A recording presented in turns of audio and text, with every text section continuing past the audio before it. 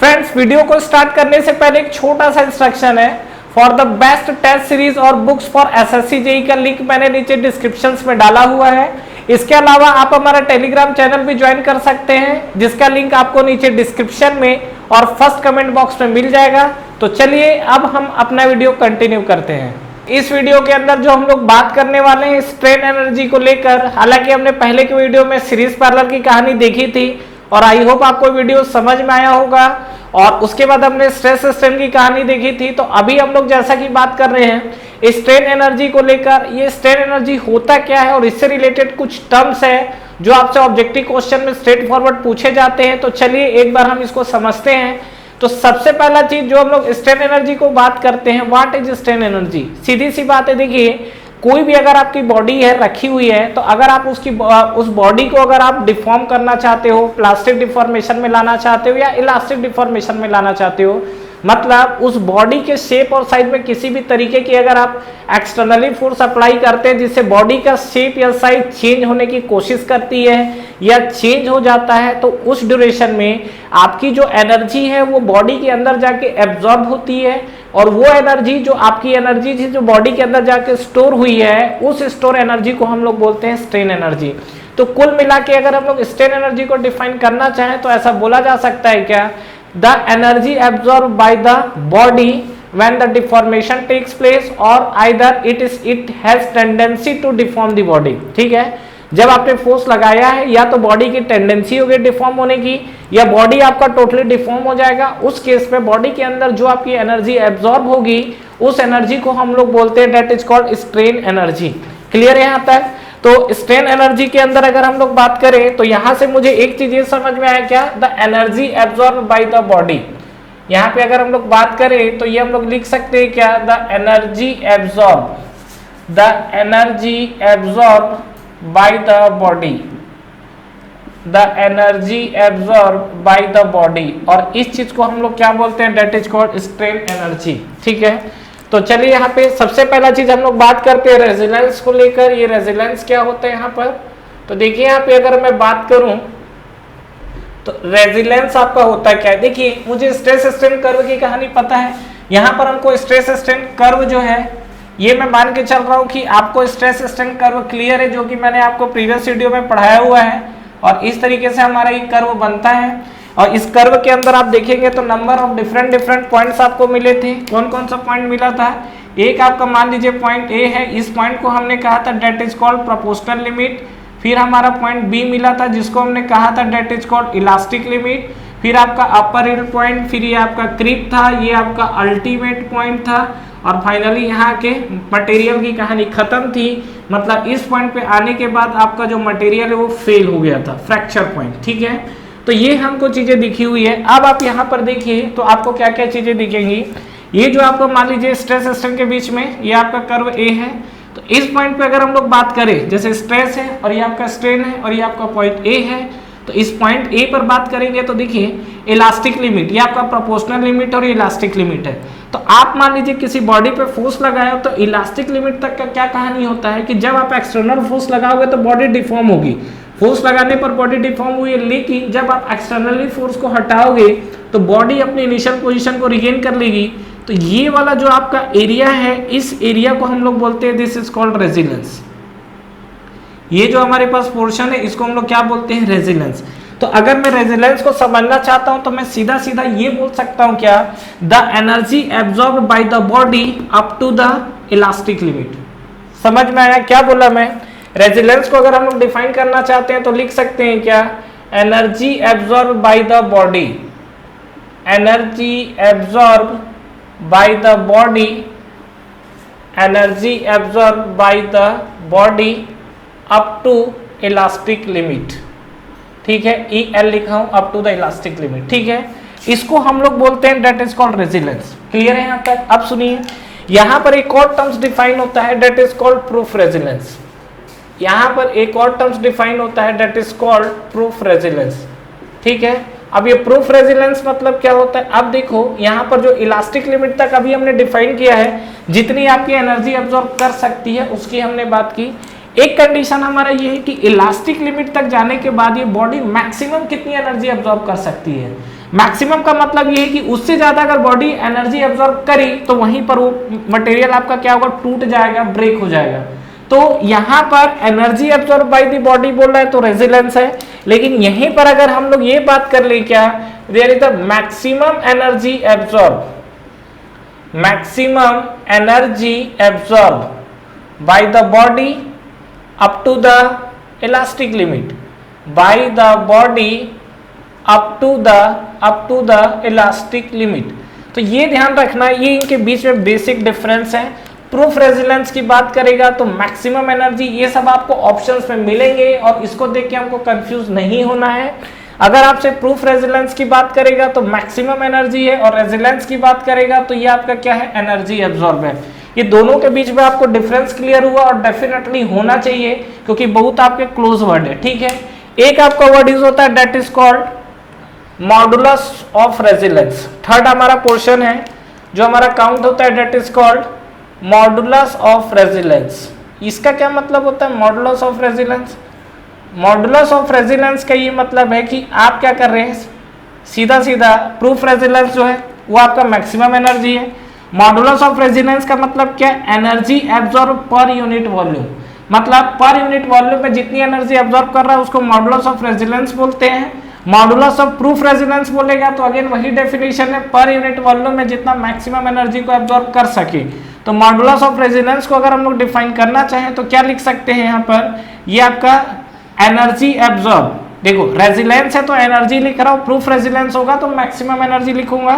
तो यहाँ पे हम लोग बात करेंगे क्या, energy absorb by the body, energy absorb by the body, energy absorb by the body, और इसको हम लोग क्या लिख सकते हैं, that is called per unit volume, ठीक है। पर यूनिट वॉल्यूम मतलब समझ गए हैं, पर्टिकुलर आपकी कोई बॉडी है तो डेफिनेटली इसका कुछ वॉल्यूम होगा, तो पर यूनिट वॉल्यूम में जितनी एनर्जी एब्जॉर्ब कर रहा है उसको हम लोग बोलते हैं मॉडुलस ऑफ रेजिलेंस, और जितनी मैक्सिमम एनर्जी जितनी एब्जॉर्ब करेगा उसको हम लोग बोलेंगे modulus of proof resilience.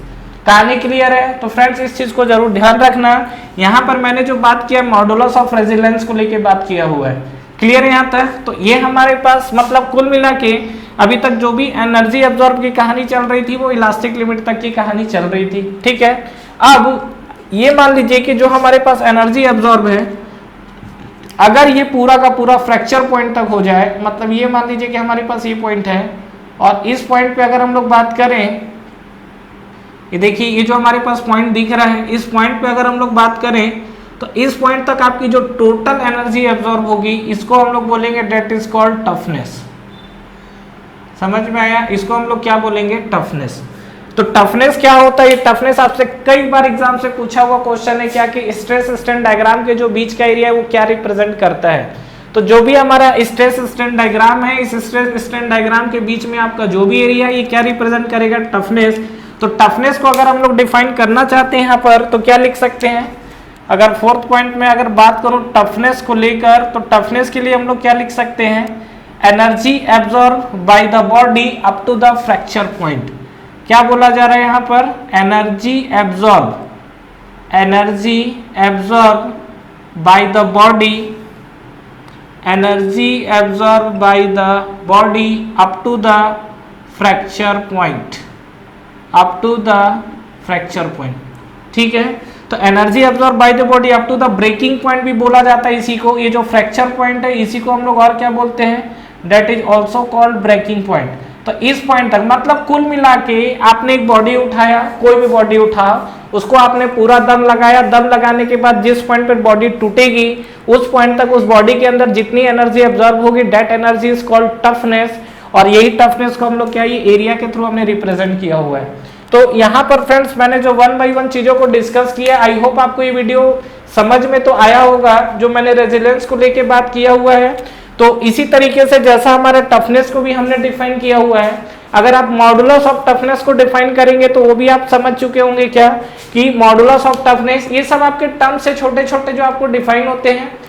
Modulus of toughness, एक मॉडुलस ऑफ टफनेस है, तो इसके बारे में अगर हम लोग बात करें तो मॉडुलस ऑफ टफनेस क्या होगा, definitely energy absorb by the body क्या है, up to the breaking point of fracture point. तो यहाँ पे आपका क्या हो जाएगा, यही चीज होगी, यही डेफिनेशन होगा। बट यहाँ पे आपको क्या लिखना पड़ेगा, पर यूनिट वॉल्यूम। ठीक है, मतलब यहाँ तक आपका क्या था, टोटल एनर्जी था। ठीक है, टफनेस की अगर हम लोग बात करेंगे तो energy absorb by the body, तो ये जो एनर्जी की बात हो रही है टफनेस के अंदर, this is the total energy. ये जो हमने बात किया हुआ है ये हमारे पास टोटल एनर्जी की बात हो रही है। लेकिन modulus of roughness, modulus of toughness की बात करेगा तो क्या हो जाएगा, ये आपको मिलेगा energy absorb by the body. ठीक है, energy absorb by the body per unit volume. ठीक है, energy observe by the body per unit volume. Up to कहां तक आएगा, ये अप टू आपका आएगा फ्रैक्चर पॉइंट और ब्रेकिंग पॉइंट तक। क्लियर है, तो ये हमने स्ट्रेन एनर्जी है। तो अभी तक हमने क्या है, स्ट्रेन एनर्जी को फिजिकली समझा है। ठीक है, अभी तक जो मैंने आपको बताया है यहाँ पर हमने स्ट्रेन एनर्जी को फिजिकली समझा है। अगर मुझे किसी बॉडी पे, डेफिनेटली बॉडी डिफॉर्म कब होगा, जब आप बॉडी पे लोड लगाओगे। तो जब आप बॉडी पर लोड लगाओगे तो स्ट्रेन एनर्जी कैलकुलेट कैसे किया जा सकता है। तो अभी हमने स्ट्रेन एनर्जी को जैसा कि फिजिकली समझा हुआ है, अब हम लोग देखते हैं कि स्ट्रेन एनर्जी अगर मुझे कैलकुलेट करना हो तो स्ट्रेन एनर्जी को मैं कैलकुलेट कैसा कर सकता हूं। तो आइए समझते हैं, हमारा सेकंड पॉइंट है कैलकुलेशन ऑफ स्ट्रेन एनर्जी। अगर मुझे स्ट्रेन एनर्जी को कैलकुलेट करना हो तो उस केस में हम लोग स्ट्रेन एनर्जी को कैलकुलेट किस तरीके से कर सकते हैं। ठीक है, तो अगर मान लीजिए कि सपोज आपकी कोई बॉडी है, उस बॉडी पे कितने तरीके से लोड लग सकते हैं। अगर आप देख रहे होंगे तो आपको एक नॉर्मल लोड लगेगा और एक आपको शियर लोड लगेगा। किसी भी बॉडी के लिए अगर हम लोग बात करें तो उस बॉडी में क्या होगा, आपका एक नॉर्मल लोड आएगा, एक शियर लोड आएगा। तो नॉर्मल लोड के चलते बॉडी के अंदर किस तरीके की डेवलप होगी स्ट्रेस। अगर मैं एक्सियल लोडिंग पे जैसा कि अगर बात करूं तो एक्सियल लोडिंग पे चीजें आपको क्या दिखेगी, और अगर मैं शियर स्ट्रेस लगा रहा हूं तो उसके चलते उस बॉडी पे आपको एनर्जी क्या दिखेगी। तो चलिए यहाँ पे समझते हैं चीजों को। तो देखिए क्या होगा, स्ट्रेन एनर्जी को अगर मुझे कैलकुलेशन में रखना है और स्ट्रेन एनर्जी को कैलकुलेट करना है तो उस केस में अगर मैं सबसे पहले बात करूं तो अभी हम लोग जो बात करने वाले हैं, अभी तक फिजिकली समझा था, अब हम लोग बात करते हैं कैलकुलेशन ऑफ स्ट्रेन एनर्जी। ठीक है, कैलकुलेशन ऑफ स्ट्रेन एनर्जी। तो कैलकुलेशन ऑफ स्ट्रेन एनर्जी में देखिए कैसे निकाला जा सकता है। मान लीजिए कि सपोज सबसे पहली बात स्ट्रेन एनर्जी को कैलकुलेट करना हो तो यहाँ पर देखिए, मान लीजिए कि सपोज ये मेरे पास क्या है, एक कोई बार है। इस बार पे डेफिनेटली अभी तो आप इस पर कोई लोड नहीं लगा है, इस पे हमने क्या किया है, एक एक्सियल लोड लगा दिया है। तो ये हमने लगा दिया इस पे एक्सियल लोड। ये जो हमने एक्सियल लोड लगाया डेट इज द पी, और जब हम लोग पी इस एक्सियल लोड लगा है तो इसके चलते बॉडी में आपका कितना स्ट्रेन एनर्जी आएगा। तो इस कंडीशन पे जैसा हम लोग स्ट्रेन एनर्जी कैलकुलेट करते हैं तो स्ट्रेन एनर्जी हमको क्या मिलेगा, ये कांस्टेंट लोड पी लगा हुआ है। तो इस केस में इसको हम लोग स्ट्रेन एनर्जी को रिप्रेजेंट करते हैं यू से, और यू इक्वल टू आपका क्या होता है, हाफ पी डेल।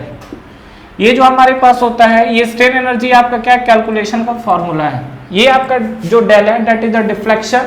डिफ्लेक्शन आपका एक्सियल लोड में भी हो सकता है, बेंडिंग में भी हो सकता है, शियर में भी हो सकता है। जैसा कि हम लोग अभी नेक्स्ट वीडियो अगर पढ़ेंगे और हम लोग जब बेंडिंग मोमेंट पढ़ेंगे, डिफ्लेक्शन ऑफ बीम पढ़ेंगे, तो वहां पर भी देखेंगे कि अगर मेरे पास लोड पता है और आपको वो डिफ्लेक्शन पता है तो डेफिनेटली उस केस में आप स्ट्रेन एनर्जी को कैलकुलेट कर सकते हो। तो U इक्वल टू जो आपको मिला हुआ है वो क्या मिला हुआ है, that is the half P del, यही मिला हुआ है। तो यहाँ पे अगर मैं बात कर रहा हूँ P को लेकर, और यहाँ पे जो हमारा डेल है, तो यहाँ पे जैसा कि डेल है, ये तो पहले मैं डेल को यहाँ पर क्लियर कर दिया जाए। डेल यहाँ पर क्या रिप्रेजेंट कर रहा है, डेट इज द डिफ्लेक्शन। ठीक है, और डेल इक्वल टू क्या होता है आपका, डेल इक्वल टू हम लोग लिख सकते हैं that is the P L upon A E, यही है। तो यहाँ पे जब आप U निकालोगे तो U इक्वल टू आपको क्या मिलेगा, हाफ। आगे बात करोगे तो ये आपको मिलेगा P, और डेल की वैल्यू क्या होगी, that is the P L upon A E, यही तो होगा। जब आप इसको सॉल्व करोगे तो U इक्वल टू आपको क्या दिखेगा, half P square L, half P square L upon A, ये आपको मिला। दूसरा, अगर मान लीजिए मैं इसको स्ट्रेस के फॉर्म में लिखना चाहता हूं तो स्ट्रेस के फॉर्म में लिखने के लिए क्या किया जा सकता है, इसको ऊपर नीचे ए का मल्टीप्लाई कर दो। किस तरीके से, देखिए U इक्वल टू यहाँ पे हम लोग लिख सकते हैं half P square L upon A E, ये तो है। अब आप क्या करो, एरिया का ऊपर नीचे मल्टीप्लाई कर दो, ये आपको मिलेगा U इक्वल टू, ये तो आपको मिला हाफ। अब देखो पी स्क्वायर और नीचे ए स्क्वायर हो गया, तो इसको मैं सिग्मा स्क्वायर लिख सकता हूँ, लिखा जा सकता है। ऊपर आपको क्या मिल गया, एरिया इंटू लेंथ रह गया, नीचे आपको ई रह गया। और एरिया इंटू लेंथ को मैं लिख सकता हूँ वॉल्यूम। तो फाइनली अगर आप देखोगे तो U इक्वल टू यहाँ पर हम लोग लिख सकते हैं half sigma square divide into volume, और डिवाइड बाई हाफ क्या हो जाएगा 2E। तो यहाँ पर हम लोग लिख सकते हैं sigma square upon 2E into volume. तो ये जो मेरे को मिला हुआ है ये हमारा एक्सियल लोड के कारण है। अगेन इंपॉर्टेंट एग्जाम से पूछा हुआ क्वेश्चन है, ध्यान रखिएगा। ये जो मैंने यहाँ पे मार्क किया हुआ है इंपॉर्टेंट क्वेश्चन है। जब बार में आपका एक्सियल लोड लग रहा है, उस एक्सियल लोड के दौरान आपको स्ट्रेन एनर्जी कितना होगा, when the bar is subjected to axial load. यहाँ पर मैं क्लियर लिख देता हूँ, कंफ्यूजन नहीं होना चाहिए। When the bar is subjected to, when the bar is subjected to an axial load, ठीक है, उस केस में। तो अगर आपके बार पे एक्सियल लोड लग रहा है तो इस तरीके की चीजें आपको स्ट्रेन एनर्जी मिलेगा। दूसरा कंडीशन, एक हमने डेरिवेशन देखा हुआ है कि अगर मान लीजिए कोई आपकी बार है और उस बार में अगर सेल्फ वेट के कारण डिफ्लेक्शन देखा जाए तो कितना होगा। अगर ये आपका बार है, इस बार में अगर मैं सेल्फ वेट के कारण डिफ्लेक्शन देखूं तो कितना होगा। तो यहाँ पे हम लोग देखते हैं क्या, स्ट्रेन एनर्जी ऑफ अ बार, ठीक है, ये हम लोग क्या देख रहे हैं, strain energy, strain energy of a bar when it is subjected to, when it is subjected to its own load, ठीक है, its own load, its own load मतलब सेल्फ वेट के कारण। तो its own load को आपको ये ज्यादातर वर्ड आपको ये दिखाई देगा जो मैंने यहाँ पे लिखा हुआ है, that is the self weight. तो सेल्फ वेट की कहानी क्लियर है। तो यहाँ पर आपको निकालना है strain energy of the bar. तो यहाँ पर आप स्ट्रेन एनर्जी कैलकुलेट आपको करना है जब आपका बार है वो आपका क्या है, सेल्फ वेट के कारण क्या आपको कहानी दिख रहा है। तो डेफिनेटली आपका फॉर्मूला तो यही लगना है। ये आपका फॉर्मूला क्या लगेगा, U इक्वल टू आपको मिलेगा क्या, U equal to half P del, यही मिलेगा। यहाँ पे आप बात करोगे तो ये आपको मिलेगा हाफ P। सेल्फ वेट के कारण अगर आप देखोगे तो बॉडी में कितना लोड आता है, याद है, ये इंपॉर्टेंट एग्जाम्स में डायरेक्ट पूछा हुआ है, इसका आपने डेरिवेशंस भी देखा हुआ है। ये आपको जो डेल है इसके कारण आपको क्या मिलेगा, मान लीजिए कि इसका लोड अगर लग रहा है PL upon twice of E, मतलब जो हमारे पास एक्सियल लोड है तो एक्सियल लोड में P एक्सटर्नल लोड था। यहाँ पर जो P की बात कर रहा हूँ इसका क्या है, इस बॉडी का जो खुद का मास है उसके कारण जो लोड एक्ट कर रहा है वो है आपका, इस बॉडी का जो सेल्फ वेट है, सेल्फ वेट के कारण जो लोड एक्ट कर रहा है वो आपका P है। तो यहाँ पर हम लोग इसको लिख सकते हैं क्या, there is the PL upon twice of AE, बस कहानी खत्म है। क्या हो सकता है, इसको हम लोग देखेंगे तो ये आपको क्या मिलेगा P स्क्वायर L, और ये आपको क्या मिलेगा 4 टाइम्स ऑफ AE, ठीक है, बस ये आपका U है। अगेन आप इस फॉर्म में भी ला सकते हो, लाने के लिए क्या करना पड़ेगा, एक तो आपका ये इक्वेशन हो गया, दूसरा आप कर सकते हो क्या, एरिया का ऊपर नीचे मल्टीप्लाई कर दो। तो मल्टीप्लाई करोगे तो P square by A square आपको क्या मिलेगा, सिग्मा स्क्वायर डिवाइड बाई आपको 4E मिल गया, और यहाँ पे आपको मिल जाएगा एरिया इंटू लेंथ, और एरिया इंटू लेंथ को आप लिख सकते हो क्या, वॉल्यूम। तो ये आपको U है, U आपका क्या स्ट्रेन एनर्जी को रिप्रेजेंट कर रहा है। तो ये आपका जो है स्ट्रेन एनर्जी देखा हमने। तो यहाँ पर जो हमने स्ट्रेन एनर्जी देखा हुआ है, जो आपका बार है उस बार में अगर आपका एक्सियल लोड एक्ट कर रहा है और यहाँ पर जो एक्सियल लोड एक्ट कर रहा है वो कांस्टेंट फोर्स लग रहा है उस केस के लिए, ठीक है। अगर मान लीजिए किसी बार में ये जो आपका लोड कांस्टेंट ना लगकर, ये जो हमारा लोड लगा हुआ है कांस्टेंट ना लगकर वेरिएबल लोड हो, तब क्या होगा।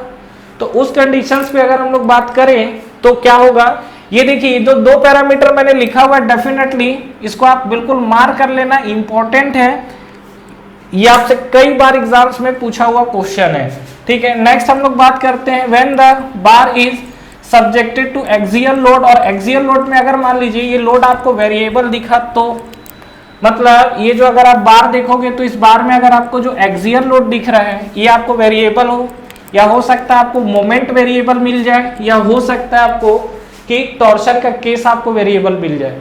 तो उस केस में आपको क्या दिखेगा, तो यहाँ पे देखिए आपका नेक्स्ट हम लोग देखते हैं क्या, strain energy of a bar under axial loading, ठीक है, strain energy of a bar, strain energy of a bar under axial loading.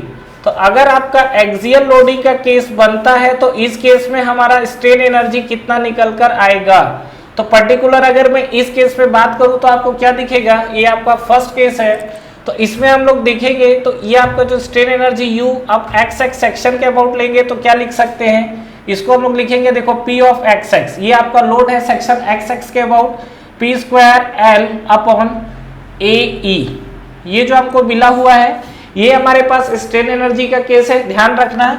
और ए आपका क्या है, ट्वाइस ऑफ ए आपका निकल कर आता है। तो ये हमारे पास जो स्ट्रेन एनर्जी ऑफ अ बार, जब आपका क्या है एक्सियल लोडिंग आ रहा है, एक्सियल लोडिंग का मतलब आप समझ गए होंगे कि ये जैसा आपका बार है और इसमें आपका जब एक्सियल लोडिंग ये पी एक्ट कर रहा है, तो किसी अगर सेक्शन पे लेना है उस केस में, तो इसको हम लोग क्या करते हैं 0 से L तक, या आपको जिस सेक्शन तक आपको लेना है, ये पूरा का पूरा लेंथ इसका L है, तो जिस सेक्शन तक आप कंसीडर करना चाहते हो उसको हम लोग बोलते हैं स्ट्रेन एनर्जी। कहानी क्लियर है? तो ये ध्यान रखिएगा, ये जो मैं स्ट्रेन एनर्जी को लेकर बात कर रहा हूँ, ये आपको 0 से L लेंथ तक हो गया और इस पे एक्सटर्नल लोड जो एक्ट कर रहा है वो आपका क्या है, P है। क्लियर है यहाँ तक? ठीक है। उसी तरीके से अगर मैं बात करूं यहाँ पर स्ट्रेन एनर्जी को लेकर, ये हमारा एक्सियल लोड के कारण था, strain energy of a bar when it is subjected to bending. Second case हमारे पास ये बनेगा क्या, strain energy of a bar when the bar is subjected to, when the bar is subjected to bending.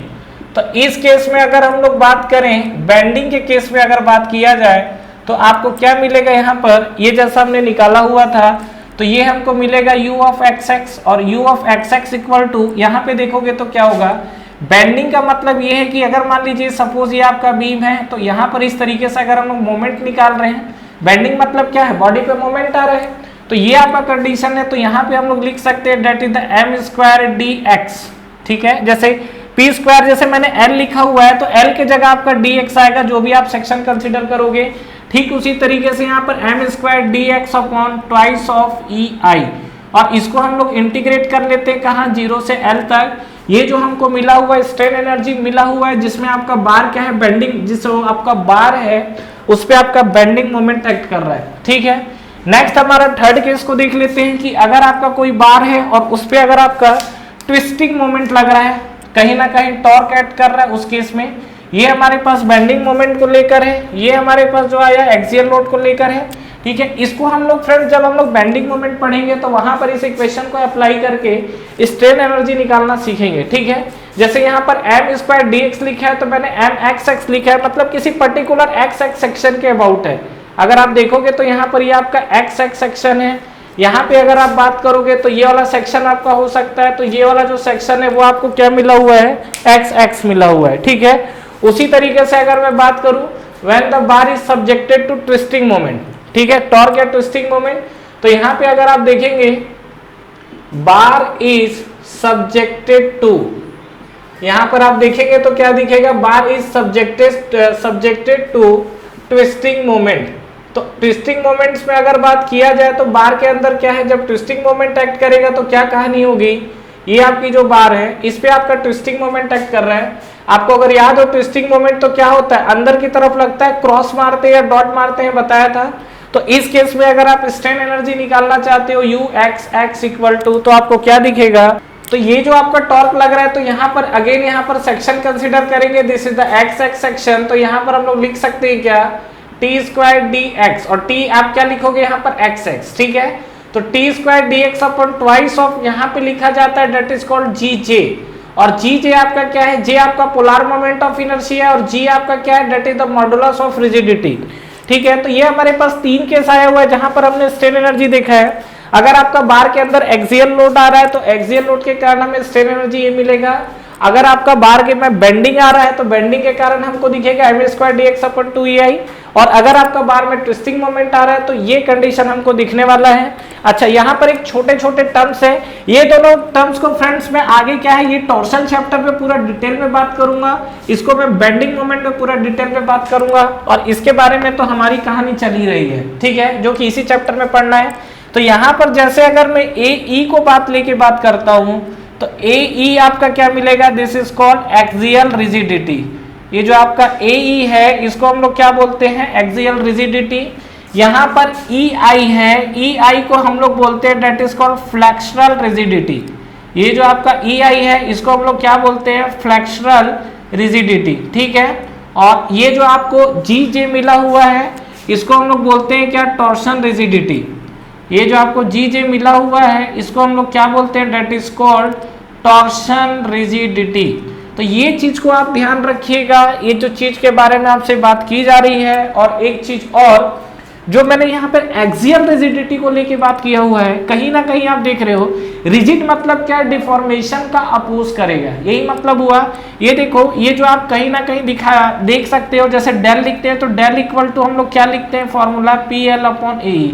देखो AE आपका नीचे में है, क्योंकि रिजिडिटी जितनी कम होगी उतना ज्यादा डिफॉर्मेशन होगा डेफिनेटली, और रिजिडिटी अगर आप बढ़ाओगे तो बॉडी के अंदर डिफॉर्मेशन कम हो जाएगा। समझ में आ रहा है? तो इस चीज को आप जरूर ध्यान रखिएगा। तो ये जो हमारा कंडीशन है ये एक्सियल रिजिडिटी के लिए था। तो यहाँ पर फ्रेंड्स मैंने जो स्ट्रेन एनर्जी निकालना हमने देखा हुआ है, एक हमारा एक्सियल लोडिंग के कारण है, एक हमारा बेंडिंग के कारण है, एक हमारा ट्विस्टिंग के कारण है। मान लीजिए एक कंडीशन और कंसिडर करते हैं कि अगर आपका कोई बार है और bar is subjected to shear force, अगर आपका कोई बार है और उस बार पे अगर शियर फोर्स एक्ट करेगा तो उस केस में आपको क्या मिलेगा। तो इस चीज को समझते हैं, ये आपको अलग से ये भी एग्जाम्स में पूछा हुआ है, when the bar is subjected to shear force, उस केस में हमारा अगर स्ट्रेन एनर्जी कैलकुलेट करना हो तो उस केस में हमारा स्ट्रेन एनर्जी कितना निकल कर आएगा। तो देखते हैं हम लोग यहाँ पर, when the bar is subjected to shear, when the body, यहाँ पे नेक्स्ट बात करते हैं कंडीशन है ये, when the body is subjected to shear force, ठीक है। यहां पर when the body is subjected to shear force, तो इस कंडीशंस पे अगर हम लोग बात करें तो ये हमारे पास क्या मिलेगा, देखते हैं। तो ये हमारे पास शियर फोर्स के लिए कहानी हो रही है। शियर फोर्स का मतलब आप समझ ही गए हैं, ये हमारे पास कोई बॉडी है, इस बॉडी पे आपका फोर्स लगेगा और वो फोर्स आपका कैसा होगा, that is the shear force. तो यहाँ पर हमने फोर्स लगा दिया, डेट इज द F, और इस F के कारण ये बॉडी के अंदर आप देखेंगे तो कुछ इस तरीके का आपको डिफॉर्मेशन मिल जाता है। ये मान लीजिए हमारा एंगल है, डेट इज द फाई, और इस फाई को हम लोग क्या बोलते हैं, शियर एंगल। यहाँ पे अगर मैं बात करूँ तो इस बॉडी के लेंथ के बारे में, इस बॉडी का लेंथ आपका कितना है, L, और इस बॉडी का अगर डिफॉर्मेशन की बात करें तो ये हमको कितना मिलेगा, डेल, ठीक है। जैसा कि हमने स्ट्रेन एनर्जी देखा हुआ है निकालना, strain energy U equal to हमको क्या मिलता है, that is equal to half P del, यही तो मिलता है। अब यहाँ पे अगर आप देखोगे तो ये जो हमारे पास P दिख रहा है और ये हमको डेल दिख रहा है, P को आप शियर फोर्स के हिसाब से चेंज करोगे तो ये हमारे पास क्या है, P के जगह हमारा F है। ये जो हमारा P है, P के जगह क्या F है, तो चलो इसको मैं P ही लिख लेता हूँ। तो यहाँ पर जब टाउ लिखूंगा शियर स्ट्रेस, तो टाउ इक्वल टू क्या होगा, डेट इज द P/A। तो P इक्वल टू हमको क्या मिलेगा, that is tau into A। तो P की वैल्यू हम लोग लिख सकते हैं टाउ इंटू A। तो यहाँ पर U इक्वल टू हमने क्या रख दिया, that is the half, P के जगह हमने क्या रखा हुआ है, that is the tau into A, और ये आपको क्या मिला हुआ है, डेल। क्लियर है यहाँ तक? अब देखिए यहाँ पर जैसा अगर हम लोग देखें तो डेट इज शियर स्ट्रेस, जो shear stress is directly proportional to shear strain, जिसको हम लोग गामा लिखते थे। और जब हम लोग ये प्रोपोर्शनैलिटी का साइन हटाते हैं तो यहाँ पर एक कांस्टेंट आता है, डेट इज G और C इंटू आपको क्या मिल जाएगा, गामा। अब यहाँ पर ये देखो डेल की अगर बात किया जाए तो यहाँ पर tan phi पे आइए आप, तो tan phi इक्वल टू क्या होता है, tan phi इक्वल टू आपको याद हो, ये सब मैंने बताया हुआ है, tan phi equal to del by L. तो यहाँ पर हमने लिखा डेल बाई ए। अगर आपका यहाँ पर जो tan phi है ये आपका very small close to the phi चले जाता है, तो यहाँ पर phi इक्वल टू हम लोग क्या लिख सकते हैं, डेल बाई एल, यही तो लिखेंगे। तो यहाँ पर डेल की वैल्यू क्या लिख सकते हैं, phi इंटू एल। तो यहाँ पे अगर आप बात करोगे तो U इक्वल टू आपको क्या मिलेगा, हाफ तक तो ठीक है, टाउ इंटू A मैंने लिख दिया है। डेल की वैल्यू जो बात कर रहा हूँ, that is equal to phi into L, ये जो आपको मिल रहा है क्या है, phi इंटू एल। तो इस सिनारियो में अगर आप चलोगे तो U इक्वल टू आपको क्या मिलेगा, देखो हाफ तक तो ठीक है, A इंटू एल को आप उधर साइड कर दीजिए, टाउ इंटू phi आपको दिख रहा है, और यहाँ पर एरिया इंटू लेंथ दिख रहा है। एरिया इंटू लेंथ को हम लोग लिख सकते हैं वॉल्यूम। अब देखिए यहाँ पर जो आपका phi है, phi is the shear angle, और कहीं ना कहीं जो phi है ऑलमोस्ट इक्वल टू किसके बराबर हो जाएगा, ये गामा के बराबर हो जाएगा, क्योंकि जो शियर एंगल है phi that is almost equal to gamma. तो यहाँ पे हम लोग क्या लिख सकते हैं, U equal to half tau, phi के जगह हमने क्या लिख दिया है, गामा इंटू वॉल्यूम, ये हमने लिख दिया। और यहाँ पर देखिए टाउ इंटू गामा। तो चलिए काम करते हैं, गामा की वैल्यू जब आप निकालोगे तो गामा की वैल्यू क्या मिलेगा, टाउ बाई जी, ये तो मिलेगा। तो यहाँ पे आप बात करोगे यू को लेकर, तो यू इक्वल टू आपको क्या मिलेगा, हाफ टाउ, और गामा की वैल्यू क्या लिखोगे, टाउ बाई जी। तो यहाँ पर हमने लिख दिया क्या, टाउ बाई जी इंटू आपको क्या मिलेगा, वॉल्यूम। तो u इक्वल टू आपको मिल जाएगा क्या, हाफ, और ये आपको मिलेगा टाउ स्क्वायर, और डिवाइड बाई क्या मिल गया आपको, g इंटू आपको क्या मिल गया, वॉल्यूम। क्लियर है यहाँ तक। तो फाइनली ये हमारे पास कंक्लूजन आया। ये बहुत इंपॉर्टेंट रिलेशन एग्जाम में आपसे स्ट्रेट फॉरवर्ड पूछा हुआ है। u इक्वल टू हम फाइनली लिख सकते हैं क्या, there is a tau square by 2g into area into length, या हम लोग डायरेक्ट लिख सकते हैं क्या, वॉल्यूम। तो ये हमारे पास जो आया है, this is the strain energy. ये जो हमने कैलकुलेट किया हुआ, ये हमारा स्ट्रेन एनर्जी कैलकुलेट हुआ है कब, when the body subjected to shear force, ठीक है। और जब body subjected to normal force था, जिसको मैं एक्सियल लोडिंग की बात कर रहा था, वहां पे भी हमारा यू हाफ पे डेल रखे थे, और वहां पे डेल की वैल्यू हमने डायरेक्ट क्या रखा था, PL अपॉन ए, जिसके चलते आपकी जो वैल्यू आई थी नॉर्मल या एक्सियल लोड के चलते, वो आपको क्या मिला था, direct sigma square upon 2e into area into length, मतलब आपको वॉल्यूम मिला था। ये याद है, अभी जस्ट हमने किया था स्टार्टिंग में। और यहाँ पर सिग्मा के जगह टाउ आया हुआ है, 2e के जगह यहाँ पर आपको 2g आया हुआ है, बाकी आपको वॉल्यूम की कहानी सेम है, ठीक है। तो ये आपकी जो लोडिंग आई थी, ये आपका लोडिंग कंडीशन नॉर्मल लोड के लिए था, और ये जो हमको कंडीशन मिला, ये हमारा किसके लिए था, शियर लोड के चलते, जो बॉडी के अंदर स्ट्रेन एनर्जी आ रहा है। क्लियर है फ्रेंड्स। तो फ्रेंड्स आई होप आपको ये वीडियो क्लियर हुआ होगा, जिसपे हमने आज के जो वीडियोस है उसमें स्ट्रेन एनर्जी हमने देखा है अलग अलग कंडीशन के लिए, जब आपकी बार पे नॉर्मल लोडिंग लगी हो, शियर लोडिंग लगी हो, जब आपकी बार में वेरिएबल एक्सियल लोड आया हो, बेंडिंग मोमेंट आया हो, ट्विस्टिंग मोमेंट आया हो, और इसके अलावा हमने कुछ स्ट्रेन एनर्जी के डेफिनेशंस को भी देखा हुआ था। Thank you so much for watching this video. Friends इस वीडियो को लाइक करिए, ज्यादा से ज्यादा फ्रेंड्स के साथ शेयर करिए, और अगर आप इस चैनल पे नए हैं तो चैनल को सब्सक्राइब करना ना भूलें, बेल नोटिफिकेशन जरूर प्रेस करिएगा, जिससे जो भी लेटेस्ट अपडेट है वो आप तक पहले पहुंचे। इसके अलावा आप हमारा टेलीग्राम चैनल भी ज्वाइन कर सकते हैं, जिसका लिंक नीचे आपको डिस्क्रिप्शन में और फर्स्ट कमेंट बॉक्स में मिल जाएगा। Friends for the best test series और बुक्स फॉर SSC JEE का लिंक भी नीचे आपको डिस्क्रिप्शन में मिल जाएगा। तो ठीक है फ्रेंड्स, तैयारी करते रहिए। Wish you all the best.